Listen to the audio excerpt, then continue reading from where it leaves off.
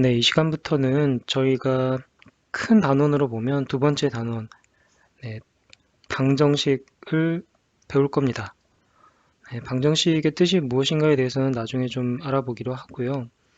본격적으로 방정식에 들어가기에 앞서서 먼저 문자와 식에 대해서 배워볼 예정입니다. 이전까지 저희는 이제 그 숫자들의 계산, 그래서 유리수의 덧셈, 뺄셈, 곱셈, 나눗셈, 유리수의 사칙 연산까지 해서 숫자를 계산하는 법을 저희가 배웠는데 이번에는 문자가 들어간 식, 그래서 A나 X나 A, B, C라든지 X, Y, Z라든지 이런 문자가 포함되어 있는 그런 식을 어떻게 우리가 다루는지에 대해서 주로 배워볼 계획입니다. 이 문자식에 대해서 이제 잘 알아두어야 나중에 이제 1차 방정식, 1차 방정식을 제대로 우리가 자유롭게 풀 수가 있기 때문에 그렇기 때문에 먼저 문자식에 대해서 공부를 하게 됩니다. 제일 먼저 배워야 될 개념은 기호를 생략하는 방법입니다. 문자가 포함된 식에서는 곱셈과 나눗셈 기호를 생략합니다. 그래서 문자 a 곱하기 b는 그냥 우리가 a, b 이렇게 붙여서 쓰면 이게 곱셈이 뒤에 숨어 있구나. 곱셈이 이렇게 숨어 있는데 간단하게 곱셈 기호를 생략하고 a, b라고만 쓰죠. 그래서 곱셈 기호를 생략할 수 있다. 문자일 경우에. 그 다음에 나눗셈일 경우에도 a 나누기 b는 우리가 이건 분수로 얼마든지 표현할 수 있죠. 나눗셈을 없애고 b분의 a 이렇게 표현할 수 있다. 2 나누기 x는 x분의 2. 뒤쪽에 있는 건 분모로 들어오고 앞쪽에 있는 건 분자로 들어오죠. 분자 분모를 이렇게 나타내면 된다. 어렵지 않습니다. 예를 들어서 좀 설명을 해볼게요. 나는 최근 3일 동안 하루에 2시간씩 공부했다. 이걸 식으로 나타내면 어떻게 됩니까? 3일 동안 2시간씩 공부했다. 그랬을 때 3일 동안 모두 공부한 시간이 얼마냐라고 물어보면 우리는 이걸 식으로 3, 1을 각각 하루에 2시간씩 해서 총 6시간 이렇게 얘기를 하죠. 3 곱하기 2라고 표현할 수 있습니다. 나는 최근 3일 동안 하루에 X시간씩 공부했다. 그랬을 때 3일 동안 공부한 모든 총 시간은 어떻게 되느냐 라고 했을 때 그걸 식으로 나타내면 3일 동안 하루에 X시간씩 공부를 했으니까 좀 전에 2시간씩 E 대신에 이번엔 X가 들어왔으니까 똑같이 E 자리에 X만 집어넣으면 됩니다. 하루에 공부한 시간이 X시간이니까 그랬을 때 우리는 이 3 곱하기 X를 그냥 줄여서 3X 이렇게 곱셈 부호를 생략하고 3X라고 쓸 수 있습니다. 그리고 X 곱하기 3을 만약 곱셈을 기호를 생략한다 라고 하면 x3 이렇게 써야 될 것 같죠? 근데 보통 이렇게 문자와 숫자가 같이 곱해진 경우에 그리고 곱셈 기호를 생략한 경우에는 x3이라고 하지 않고 보통 3x 이런 식으로 숫자를 먼저 쓰고 문자를 그 다음에 나중에 써주게 됩니다. 이것도 하나의 약속이니까 그렇게 이렇게 쓰는 게 나도 이렇게 쓰고 남도 이렇게 쓰고 다 똑같이 이렇게 쓰기로 한 약속이구나 라고 생각하고 그냥 따르면 되겠습니다. 그래서 3 곱하기 x도 3x라고 쓰고 x 곱하기 3도 3x라고 쓰죠. 그리고 문자끼리 곱해졌을 때 a 곱하기 b다 라고 하면 a, b라고 씁니다. b 곱하기 a라고 하면 이걸 줄여서 쓰면 ba라고 할 수 있겠죠. 근데 보통 이렇게 문자들이 있을 때는 알파벳 순서대로 마찬가지로 알파벳 순서대로 A, B 이렇게 써주는 게 좋습니다. 굳이 B, A라고 쓸 필요는 없겠죠. 그 다음은 저희가 그래서 숫자와 문자가 곱해지면 그러면 숫자를 앞에 쓰고 곱셈기호를 생략하고 문자를 써주고 문자와 문자가 곱해지면 문자를 서로 알파벳 순서대로 써주고 곱셈기호를 없애준다. 네, 이렇게 두 가지 방법이 있다는 것을 알고 있으면 될 것 같습니다. 네, 이번에는 괄호 앞에 숫자가 곱해져 있습니다. 이때의 곱셈도 생략할 수 있을까요? 네, 생략할 수 있습니다. 2 곱하기 x 더하기 1 이거를 곱셈을 중간에 있는 곱셈을 생략하면 2 괄호 x 더하기 1 이렇게 쓰면 되겠죠. 네, 곱셈을 없애기만 하면 됩니다. 같은 곱셈인데 이번에는 숫자가 뒤에서 이렇게 곱해져 있는 경우도 있습니다. 예, x 더하기 1 곱하기 2 이때 이 곱셈도 없앨 수 있겠죠. 그러면 x 더하기 1, 2 이렇게 쓸 수도 있는데 보통은 우리가 숫자를 맨 앞으로, 괄호 앞으로 가져옵니다. 그래서 2 괄호 x 더하기 1 네, 이렇게 쓰는 게 좋습니다. 문자를 곱할 수도 있겠죠. 네, 이렇게 a 곱하기 네, 괄호치고 x 더하기 1처럼 괄호 앞에 문자가 곱해질 경우에도 상관없습니다. x를 우리가 생략할 수 있습니다. 그러면 a 괄호 x 더하기 1 이렇게 쓰면 이 사이에는 곱셈이 원래 있는데 생략을 했구나 라고 생각을 해야 됩니다. 또 a가 괄호의 뒤에서 곱해질 수도 있습니다. 그럴 경우도 상관없습니다. 우리는 생략을 할 수 있습니다. 그런데 이렇게 문자를 숫자에서도 그랬던 것처럼 문자를 괄호 다음에 두지 말고 보통은 이렇게 앞으로 가져옵니다. 그래서 x 더하기 1 하면 이렇게 써주는 게 훨씬 좋습니다. 다음은 나눗셈입니다. 나눗셈은 우리가 숫자에서 그냥 해보면 1 나누기 2는 네, 나중에 온 2가 분모로 들어가고 처음에 1이 분자로 들어가죠. 그래서 2분의 1 이렇게 써줍니다. 이 앞이나 뒤에 문자가 들어가도 똑같이 이런 방식으로 분모, 분자에 넣어주면 됩니다. 예를 들어서 1 나누기 a는 어떻게 하면 될까요? a분의 1 이렇게 하면 되겠죠.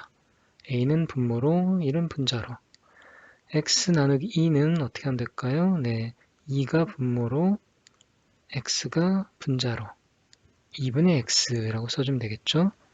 a 나누기 b는 어떻게 하면 될까요? 네, b분의 a라고 하면 되겠죠. 네. 5 나누기 x 이런 건 어떻게 하면 될까요? 예, 똑같이 x분의 5 x가 숫자라고 생각하고 또는 a나 b가 문자가 아닌 숫자일 때와 똑같이 계산을 해주고 네, 써주면 문자를 그대로 써주면 되겠습니다. 다음은 대입과 식의 값입니다. 대입이라는 것은 어떤 뜻인가요? 네, 대신 이때 대는 대신이고 입은 네, 입력한다. 대신 집어넣는다 라는 뜻입니다. 그래서 어떤 자리에 값을 대신 집어넣는다.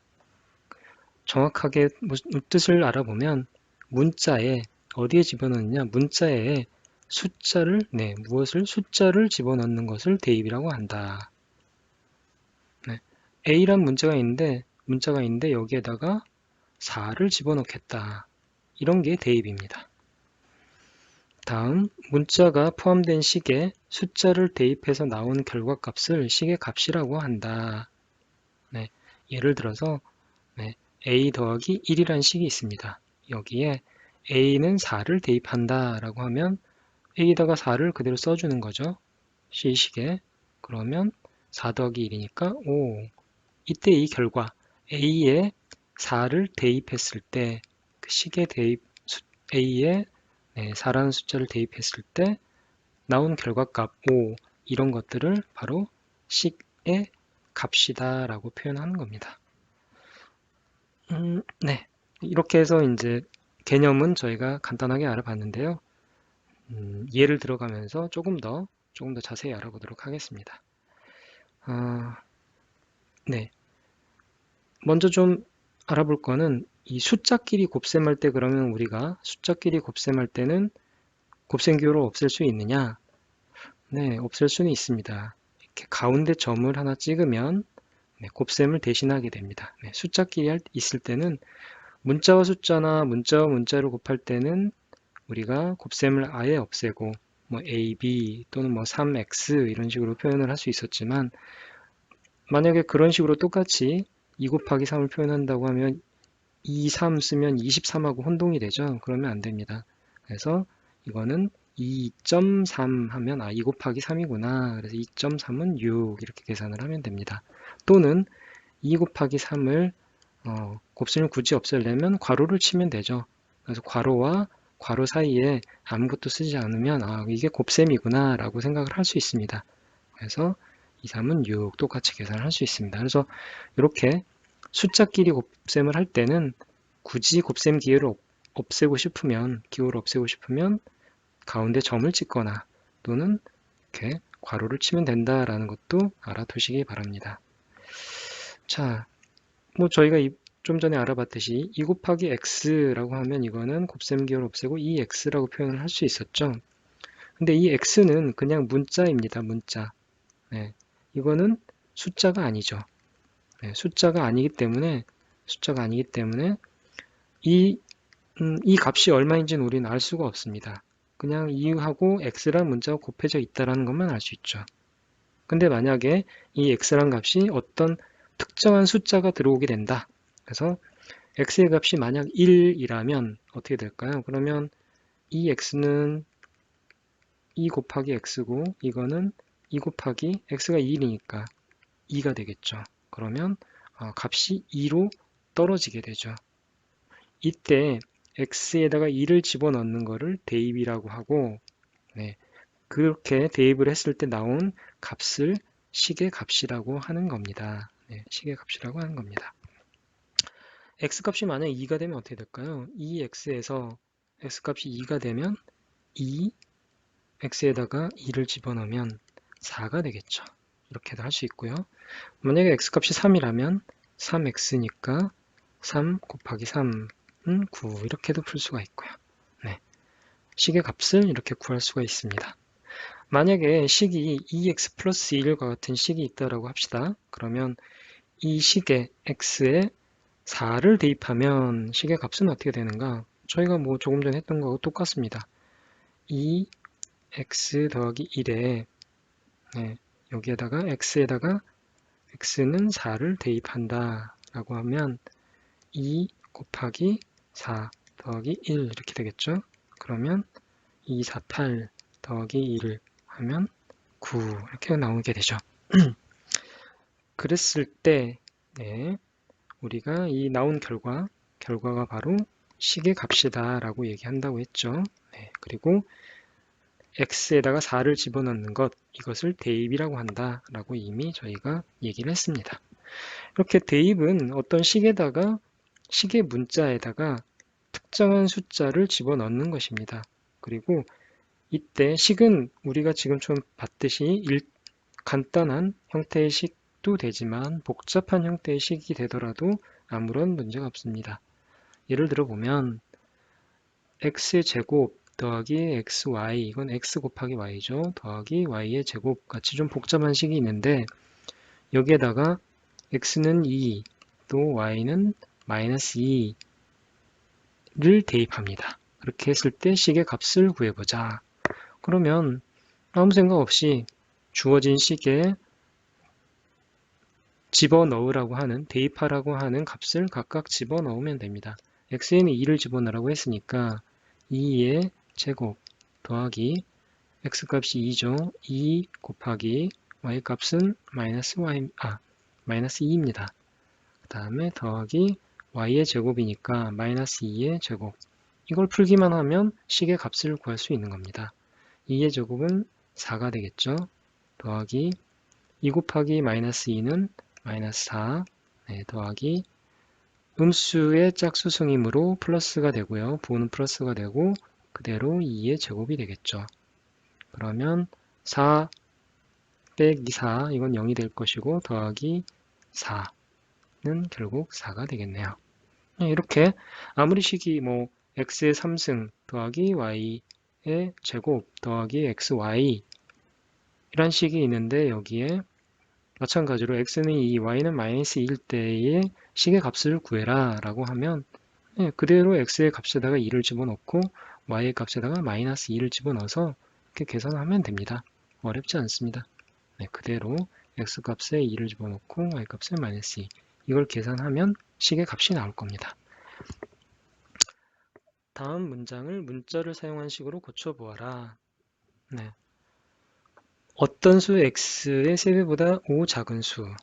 어떤 수 x의 3배면 뭡니까?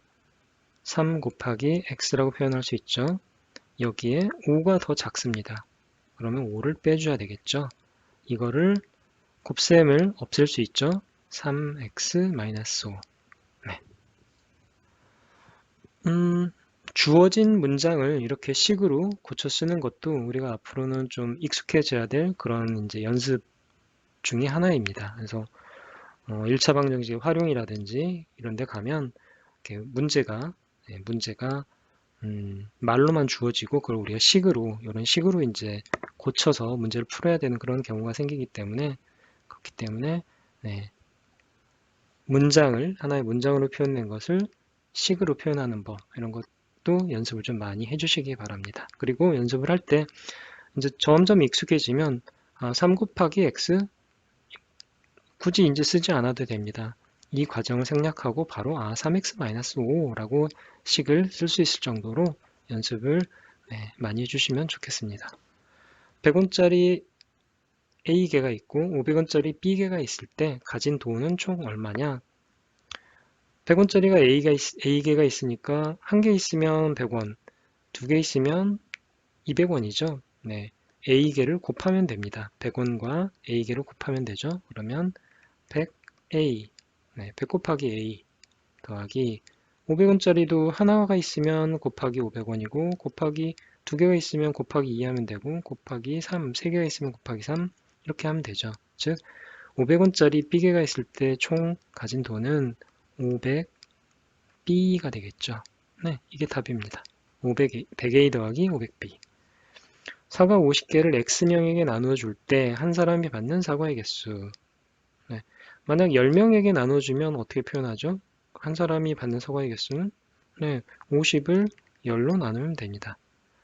X명에게 나눠주면 어떻게 하면 되죠? 50을 X명에게 나눠주면 됩니다. 그러면 이걸 식으로 표현하면 X분의 50이 되겠죠. 예. 다음 문제도 한번 풀어볼까요? 다음 식을 곱셈 기호 또는 나눗셈의 기호를 생략한 식으로 고쳐라. 주어진 문제를 보니 1번은 A 나누기 B 나누기 C 나누기 2입니다. 나눗셈이 3개가 있네요. 나눗셈은 저희가 역수의 곱셈으로 바꾸라 그랬죠? 똑같이 하면 됩니다. A 곱하기 역수니까 B의 역수는 B분의 1 곱하기 C의 역수 C분의 1 곱하기 2의 역수 2분의 1입니다. 그러면 분모끼리 곱하고 분자끼리 곱하면 되겠죠? A는 1분의 A니까 분모끼리 곱하면 B 곱하기 C 곱하기 2 분자끼리 곱하면 A 곱하기 1 곱하기 1 곱하기 1 자, 숫자를 먼저 써주고 곱셈을 없애고 알파벳 순서대로 위는 곱하면 A만 남네요. 2BC분의 A 이렇게 쓰면 되겠습니다.